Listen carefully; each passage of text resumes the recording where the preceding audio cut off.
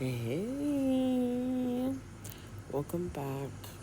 We're back at it again with My Stubborn, the series. We're gonna talk about episodes 8 and 9. Okay, so in episode 8, we pick back up with Jwin getting drunk with Pisorn's brother. And of course, like always, Pisorn gets jealous and drags Jwin back to the house. And they have this conversation where Jwin literally confesses his feelings. Like, we finally get a confession from one of them. And Pisorn's response is thanks. Like, it's very obvious that Pisorn actually likes Jwin. And so, okay, I get Pisorn being like, oh, you're drunk, yada, yada, yada. But high key, the truth comes out when you are under the influence. And also, Pisorn, we know, is just scared for whatever reason. Well, for whatever reason, now we know the reason, which we'll touch on later. But Pisorn is so confusing to Jwin, which Jwin has been saying that for the past like few episodes about he's confused because Pisorn is confusing. On one hand, y'all are literally like sleeping together and you're acting jealous and you're making it seem like you like him. And then on the other hand, you're like, yeah, I don't like you like that. And then you also treat him like a child.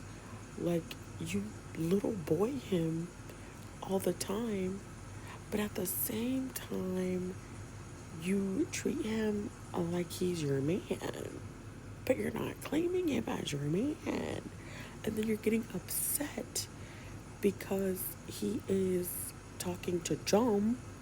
You're jealous because it's clear that Pichom likes Jwin, which I still don't like Pichom, so I definitely don't. We don't need that to happen. But it's like, sir, how you gonna be mad when you can't even admit your own feelings?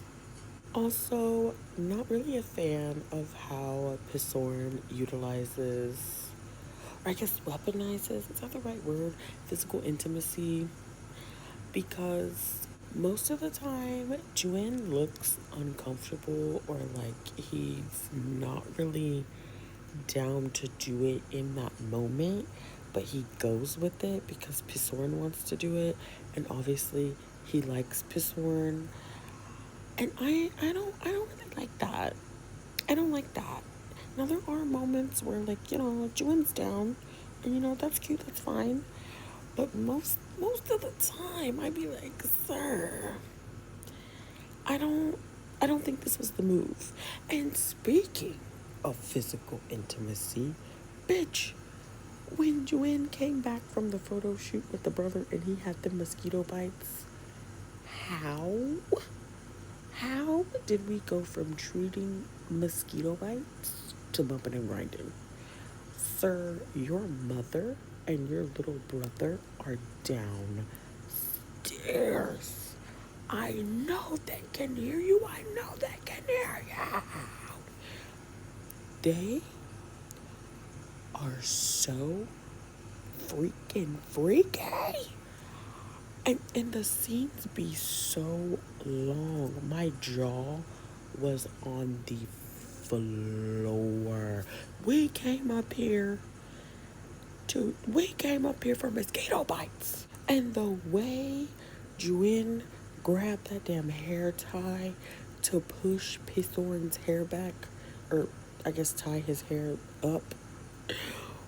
Your mother and brother are downstairs. Have you no shame? Cause why did he have him propped up on that sink like that? And Pisorn, you have a nice back. You do. And and then we went downstairs and we had dinner with the fam. Like, y'all didn't just defile the room upstairs. Your mother and brother were downstairs. Your brother talking about, oh, why did you change clothes? Boy, you know why. Okay, and then they go to like little carnival. That was cute. Of course, they had to have a cute, like, kind of date-esque moment. He won him the rhinoceros. Like, that was cute. And then we run into his ex-girlfriend. And here's where things get a little murky for me, because there was a situation that happened with his ex-girlfriend. I guess, from what I'm gathering, and from what I've seen from people who have read the book, the ex-girlfriend was a minor when Pissorn was an adult and they had a relationship, but apparently, like, the ex-girlfriend made it seem like Pissorn was a weirdo when he really wasn't. So that made Pissorn scared to date people younger than him, and that's why he's not a you. That's what the fuck am I saying? And that's why he's not usually attracted and doesn't go for younger people. So that is why he hasn't been able to express or come to terms with his feelings for Juen. Okay, cute. The only problem is you be bending this boy up left and right, up, down, side to side every damn day. So you're explaining that you can't date him or like him because he's younger than you, but you be having him bent over and that's okay? Like, the logic, the reasoning is it's not clicking. It's not clicking. That makes absolutely no damn sense that you can't admit that you like him because he's younger than you and you just don't date younger people, but y'all been bumping and grinding every damn episode. Bitch! When I tell you, that irritated me so bad because I'm like, girl, we've been doing all of this.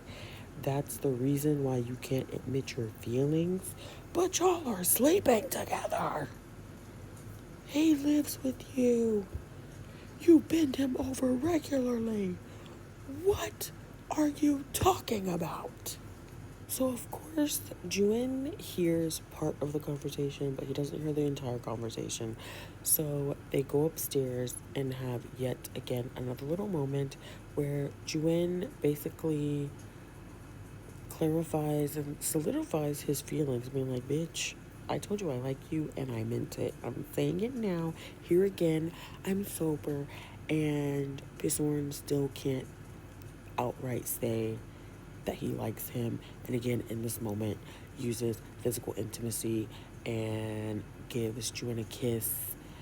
And they kind of just gloss over the situation. They don't really come to a resolution because, again, Pissorn can't admit his feelings for Juen.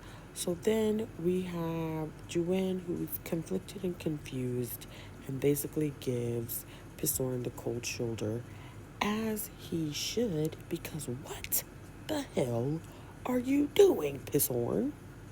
So everything finally comes to a head. I think Juen is fed up because Pissorn has been playing games for months, and I think Juen is over it because it's like, damn, bitch, I didn't confess, and you're still not giving what you need to be given.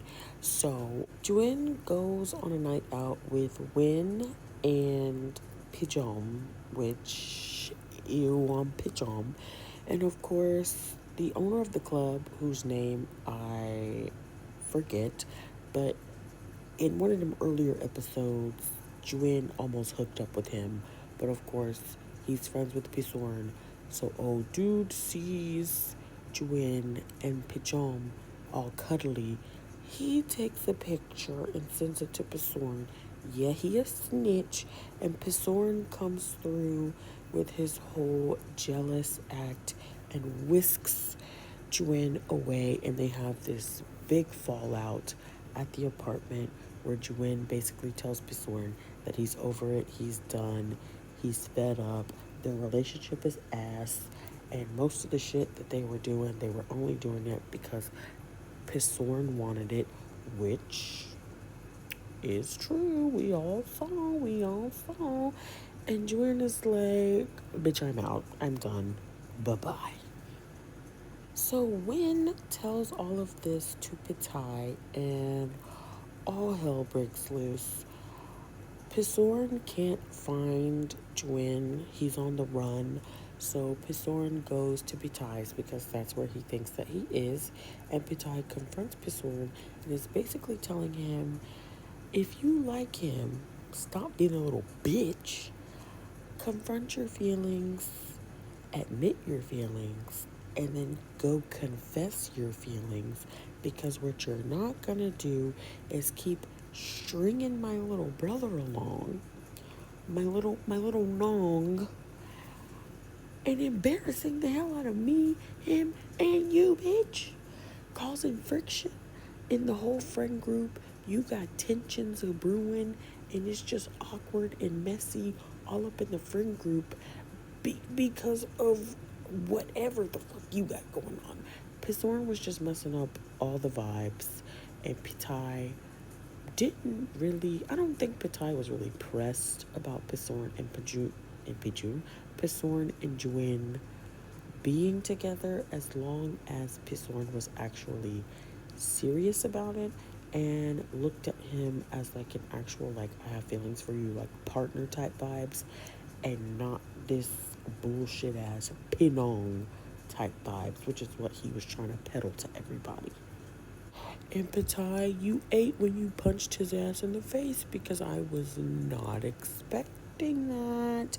But Pisorn deserved to be punched in his damn face because he's been playing games for 9 motherfucking episodes. They even had my cuties Pitai and Pichamp beefing in this episode.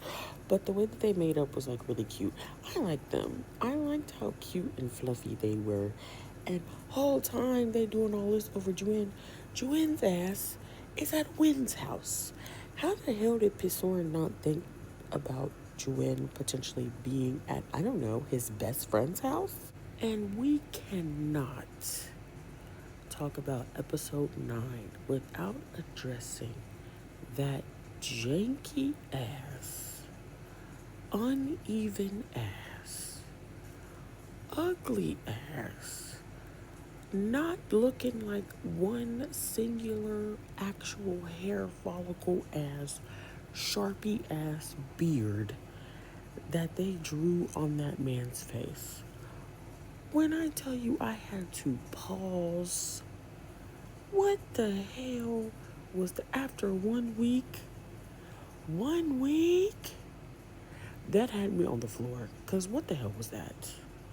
Anyway, those are my thoughts on episodes 8 and 9 of My Stubborn. I still don't know what the fuck is going on with this series. I really can't even believe that I'm keeping up with watching this damn series. It tickles me a little bit, though, I'm not gonna lie. But those are my very discombobulated thoughts. Let me know what you guys are thinking about the series down below. Let's chat it up, and I'll see you in the next video. Hopefully it's the last one. Bye.